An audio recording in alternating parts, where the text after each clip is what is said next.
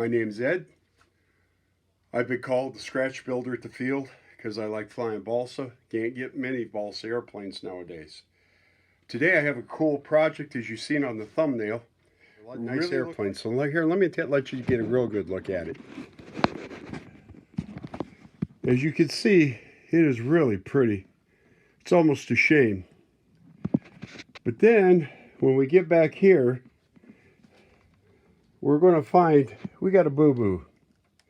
We got a boo-boo on both sides. And what I would like to do is show you how to go about repairing this and making the airplane look like it hasn't been damaged.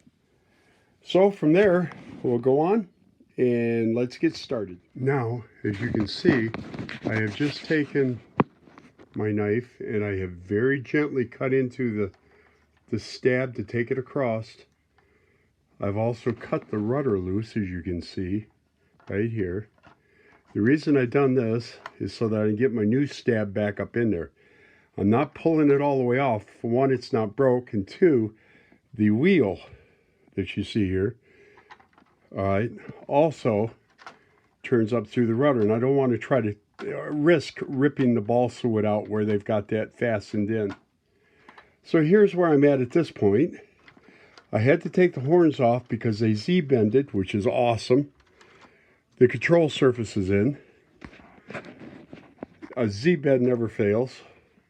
See if I can get it to come into focus. I guess I'm not going to be able to. A Z-bend does not fail. So let me continue to cut this out, and I'll show you the pieces when I get them out. All right, I've now got the elevator out along with the stab.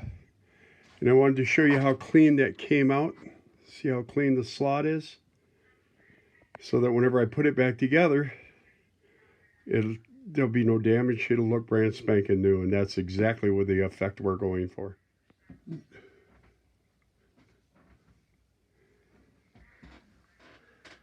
Next thing you're going to want to do is take the covering off, because there'll be damage underneath that you don't normally see. Like whenever I was doing this, as you can see here, I got damage here. So I'm going to have to fix that also. You can see the brakes. So you get all the covering off and you wind up with these pieces like this.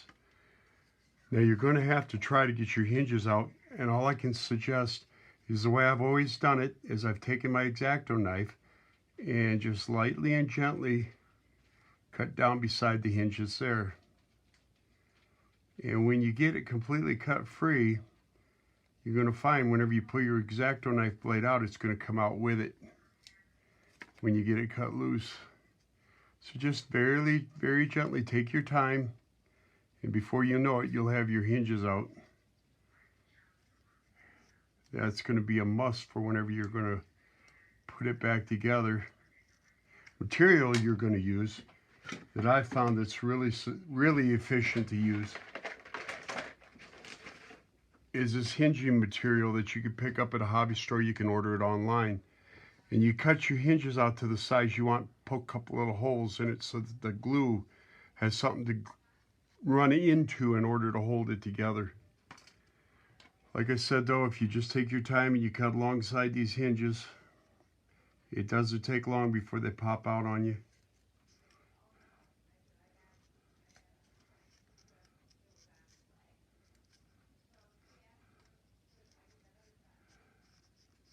Remember to take your time, because you slip with this little devil and you wind up with a devil of wound for a couple of days.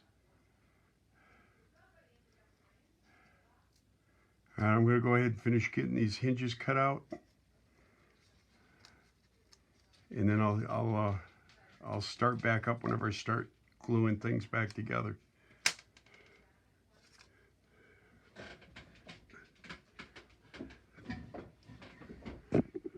All right, now that I got it glued back together, I've taken and added some reinforcement pieces of balsa here to give me my stiffness back.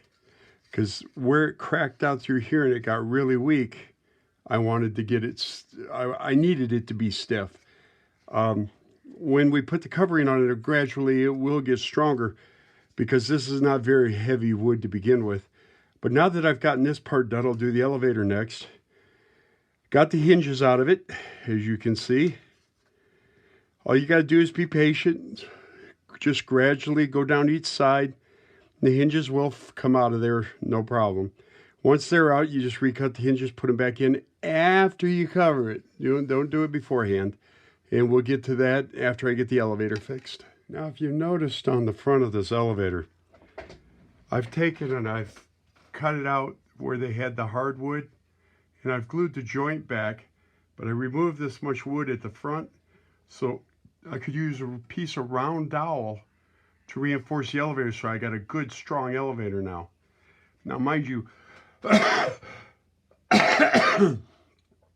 kind of flimsy to begin with, but after I put the covering on it, it's going to harden right up. Now I'm going to take my razor plane, I'm going to go ahead and shape this down so it's the same shape all the way around. And then we'll be able to go ahead, get ready to start recovering the stab and the elevator. And then we'll rehinge it after we've covered it. And then we'll go ahead and reinsert it back in the airplane. And then after we've got it back in the airplane, this airplane will look like new, and it'll be ready to get back in the air. Well, now I've started to get it ready to cover. I've cut me some monocoat. I'll cut it for the other side as soon as I get done. I just wanted to kind of show you what's going on here. After the sanding it all, making this as rigid as I can, I added a piece to the front leading edge here so that whenever I go to put the control horn back into it, it'll be strong. And with the covering, it'll also help it.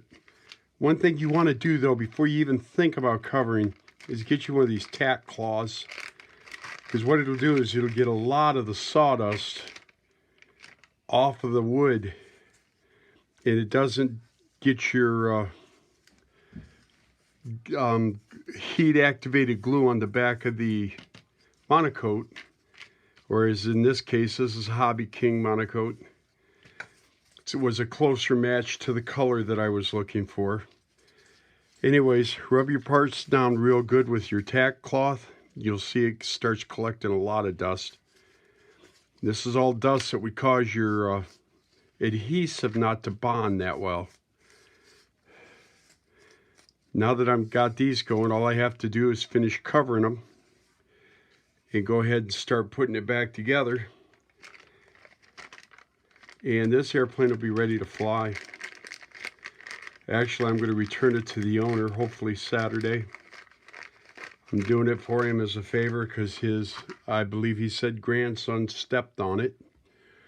So, once you get to this point, you peel your covering off the back of your monocoat, which sometimes is easy, sometimes it's not. There it comes. It'd be a thin plastic sheet that protects the glue. It's some type of a mylar. Almost had it. Twice. Let's go for 3 times.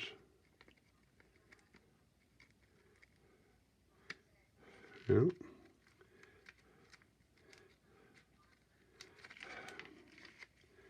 Of course, I'm trying to show you this, so it's not going to work out right. I'll probably take this out in the editing. Of course, then again, y'all may get a kick out of watching this old fart fumble trying to get this backing pulled off here, so might leave it. We'll see. Now, your iron at this time should be warming up rather well.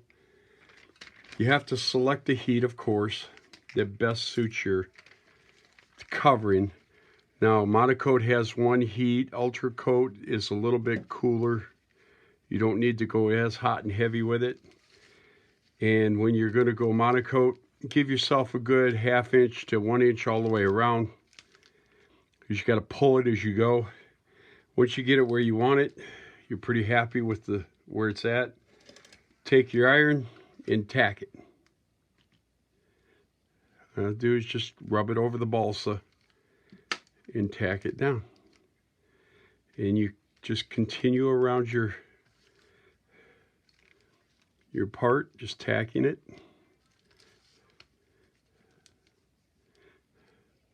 Once you get it tacked down real good all the way around,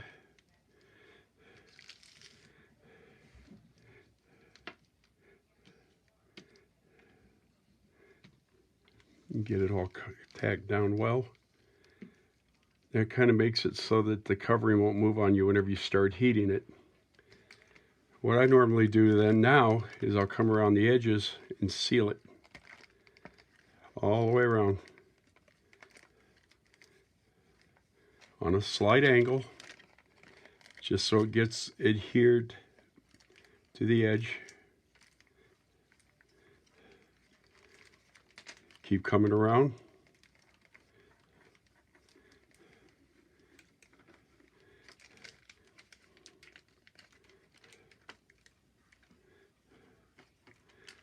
Do the same thing on the opposite side. Roll your iron if that's easier for you. Now, whenever I first started out, we didn't have these fancy tools. I used an old traveling iron, you know, small traveling iron about that long. And my first 10, 20 airplanes that I covered, that's all I had to use. I'm telling you what, some of them jobs were pretty nice looking. Of course, after a while, I managed to save up and get me one of these fancy Hanger 9. I think the first one I ever had was a Hobbyco. Anyways, once you get all your edges ironed down really good and solid,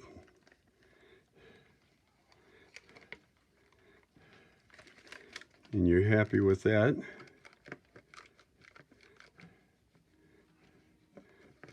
all right, you can come down and start doing your open areas. And if you'll notice, all the wrinkles drift out if your iron is set to the proper temperature. You finish coming around all your edges.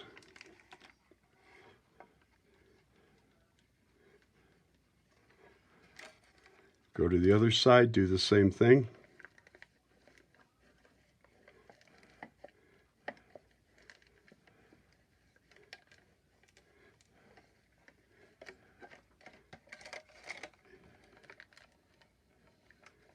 And that's how simple it is to put this covering down.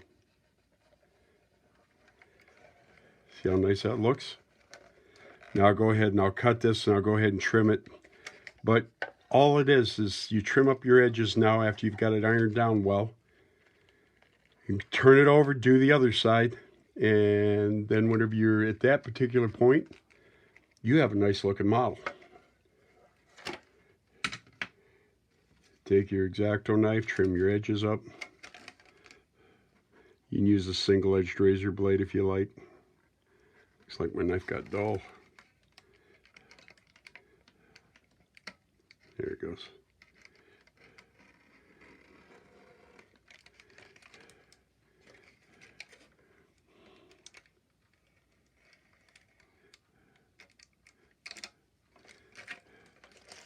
Once you've done the trim, come back. Make sure you seal that edge down really well. And that's how that looks. And this model right here is on its way back to being finished. So I'll stop here. I'm going to go ahead and cover the other parts of this. I'm going to go ahead and come back and show you the hinging so that you've got an idea how that goes. And then we'll get into putting it back in the airplane, making sure that we're square, making sure that it's perpendicular. And this airplane will be ready to be returned to its owner. Well, as you can see, I've got them covered so that they're going to look like brand new again. Very nice, very solid, a lot more solid than they were. I've taken and cut the slots for the hinges.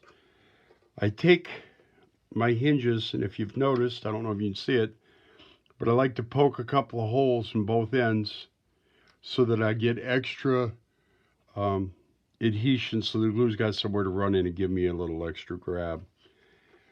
I put the T-pin in the center and slide them together halfway.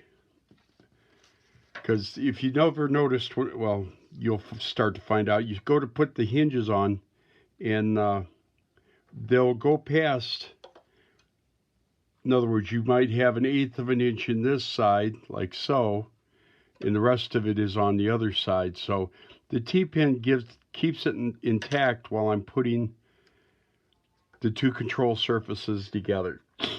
Now after I get this pushed on together here, we're going to glue them. I'll pull these pins out, we rotate them, put a drop of CA thin on every one of them, and then we'll let that dry for a minute, turn it over, we do the other side. That is rehinged, it's rebuilt, looks like new. Now the two surfaces are together, you can see that they hinge very nicely, coming together really good. So what I'm going to do first, I'm going to deflect this, take me a drop of thin CA, drop it on the hinge.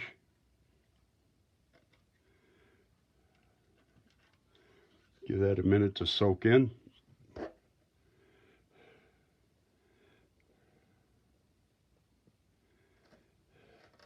Come to the other side, do the same thing.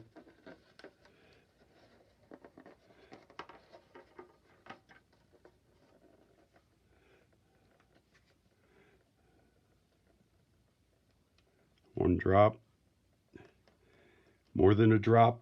You'll turn it over and you'll find out it's running all the way down on the other side, which makes a devil of a mess, especially if you stick your finger in it.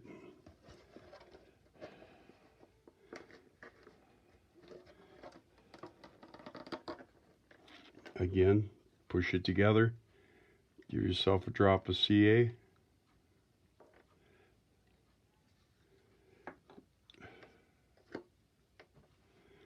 Give it a minute to set up.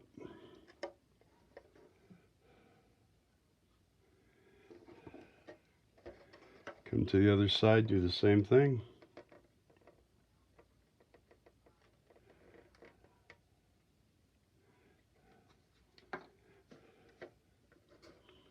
Give it a couple secs, let it go ahead and finish getting solid, and you have a beautifully hinged, strong as the dickens. Can't even pull them out. Anyway, that's putting the elevator back together. Now this elevator is back in one piece. I'm going to take and set it down. I'm going to run my gun over it one last time, my soldering iron, my sealing iron. That'll flatten it out, make sure that it's good and flat.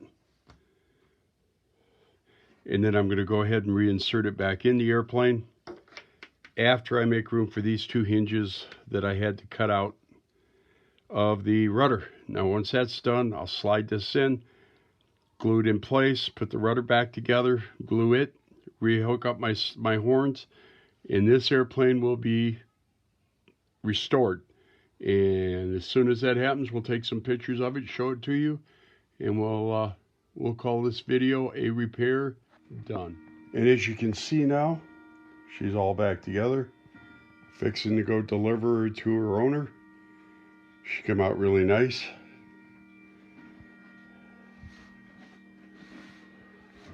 Very beautiful PT-17. Thank you for watching.